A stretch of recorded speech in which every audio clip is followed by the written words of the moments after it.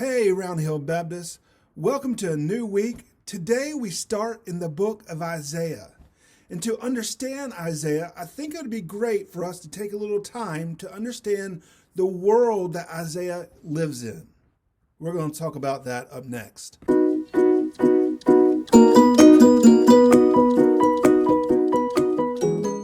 Today's passages is Numbers 11, Psalm 48, Isaiah 1, and Hebrews 9. To understand the world of Isaiah, we can learn a lot by just reading the first verse. So let's go there. Isaiah 1:1 says, "The vision concerning Judah and Jerusalem that Isaiah son of Amoz saw during the reigns of Uzziah, Jotham, Ahaz, and Hezekiah, kings of Judah." Now this verse tells us a few things that if we don't know the context that Isaiah is speaking into, we are totally missing a lot. First, notice that it says Judah and Jerusalem.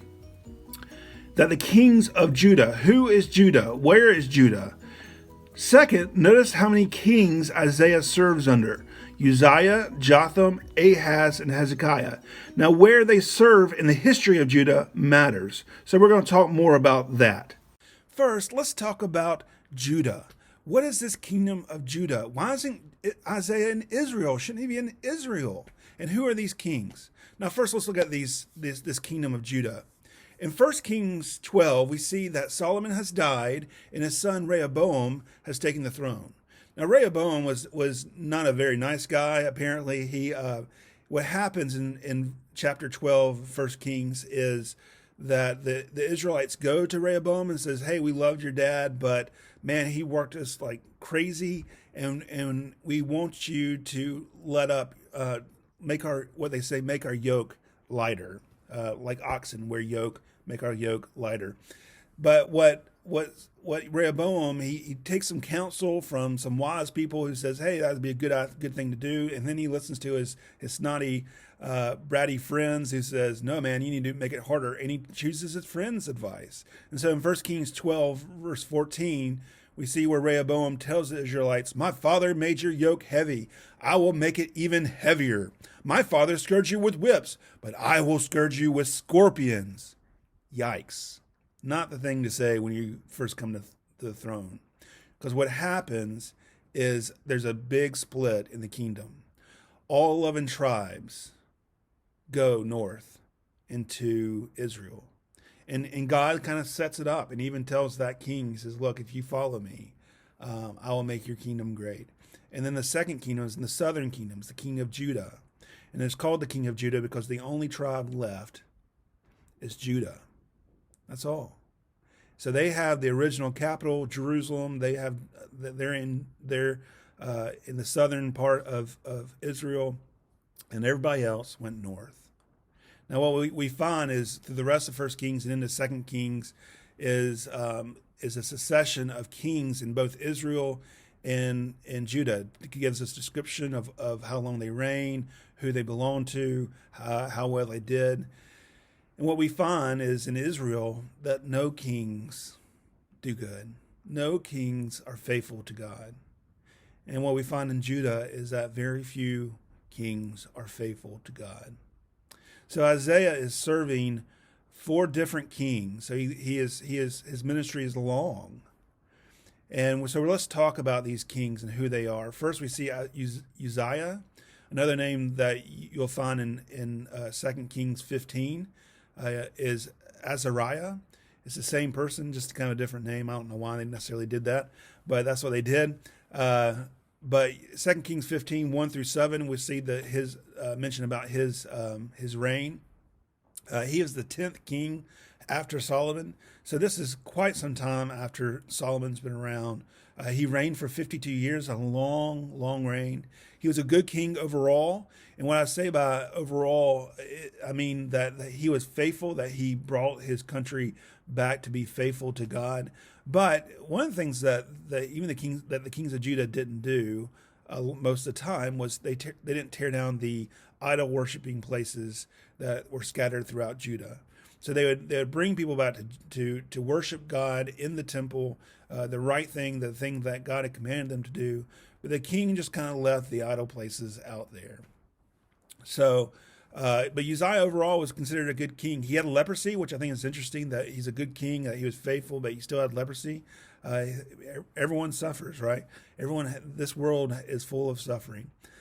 So he reigned for 52 years. He died, and his son Jotham became king. We see a report of Jotham's reign in 2 Kings 15:32 through 38. He reigned for 16 years, and overall he was a good king. He still didn't tear down the idol worship, but he still kept them faithful to worship God. After Jotham dies, we see his son takes over Ahaz, and in Ahaz, 2 Kings chapter 16, Hall of 16 is committed to Ahaz. Ahaz only reigns for 16 years also, but Ahaz was a terrible king. He was a terrible king. Not only was he not faithful to God, but he even committed one of the worst sins, maybe the worst sin that the Israelites could ever think of, which was child sacrifice. It's one thing to not be faithful to God, to not worship God, but it's a whole nother thing to sacrifice children to these false idols, and that's what Ahaz did. This is really showing the reader, us, in 2 Kings. We'll look at this more when we get into 2 Kings. That this is towards the end of Judah's life, the country of Judah's life. So keep that in mind as you're reading through Isaiah. Isaiah is speaking judgment, but also hope. But he's having to speak judgment because some terrible things are happening. The last king, after Ahaz dies, his son takes over, Hezekiah. And we see his reign mentioned in 2 Kings 18. He reigns for 29 years, and he's even a greater king than Uzziah or Jotham, because what Hezekiah does is he does the very thing that Uzziah and Jotham do not do. That he gets rid of all the idols. In fact, not only gets rid of all the idols, he gets rid of the bronze snake. Now, what is the bronze snake? We'll read about the bronze snake in Numbers 21 in a few weeks, or just a little while. And remember, the bronze snake was when the Israelites were dying, and God tells Moses to make this bronze snake and put it on a pole, and that people just had to look at it and they'd be healed. It's a great reference to Christ, and it's kind of a picture of Christ of this thing on a snake, on a stake, who is healing those who believe in it and heal it. And what's happened since then is that the snake has really become like another idol. It's become bad.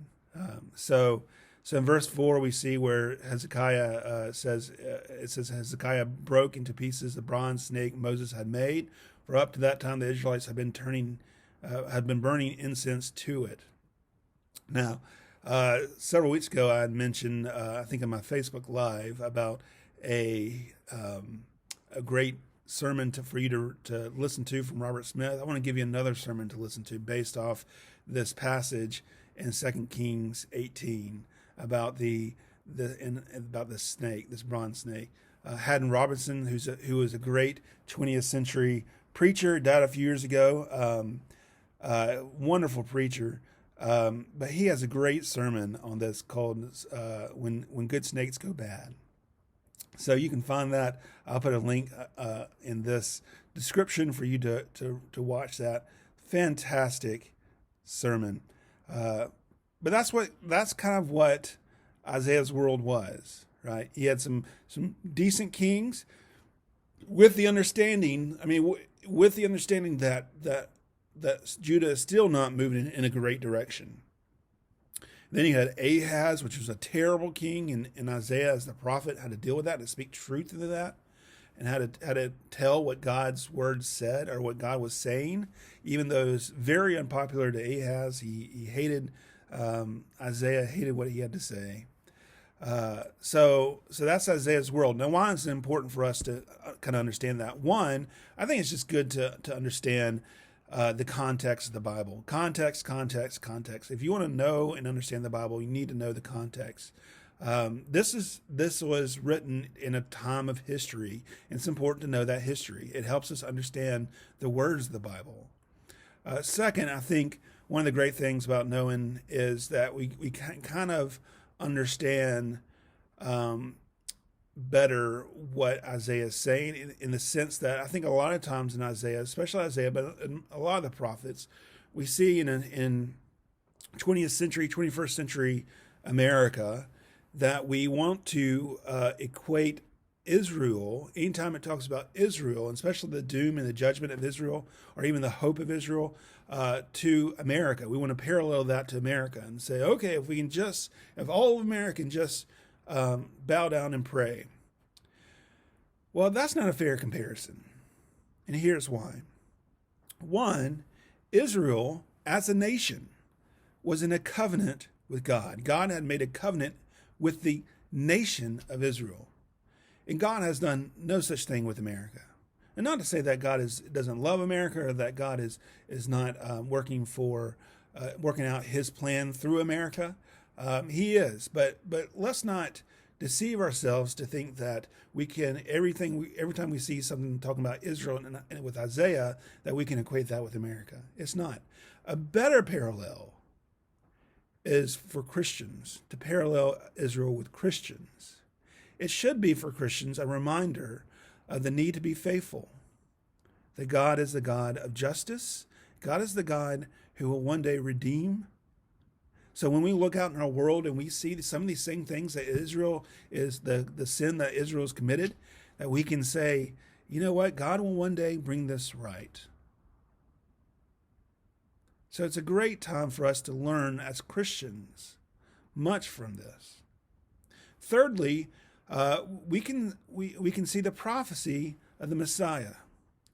And the funny thing about Isaiah is that Isaiah is quoted often in the Gospels, and especially in Matthew, of pointing to, see, this is proof that the Messiah, that Jesus is Messiah because this happened in his life, and Isaiah had prophesied this.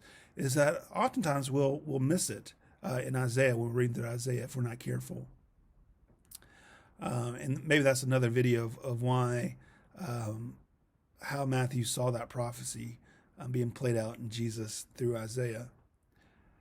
But the important thing for you as you're reading through Isaiah, we have 66 chapters of Isaiah, wonderful chapters, things that I think will just deepen you, things that will hopefully break up the plaque of sin in your heart that we all tend to have, and just humble us.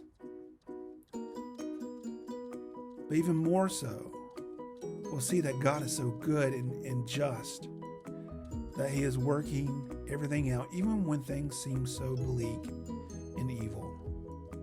That he is working everything out for his glory. And because it's his glory, it's also for our good. Well, I hope you learned a lot and maybe got some context of as you start to read through Isaiah. Tomorrow's passages is Numbers 12 and 13, 2 chapters in Numbers 12 and 13. They're both kind of short. Psalm 49, Isaiah 2, and Hebrews 10. Till then, keep reading and keep understanding.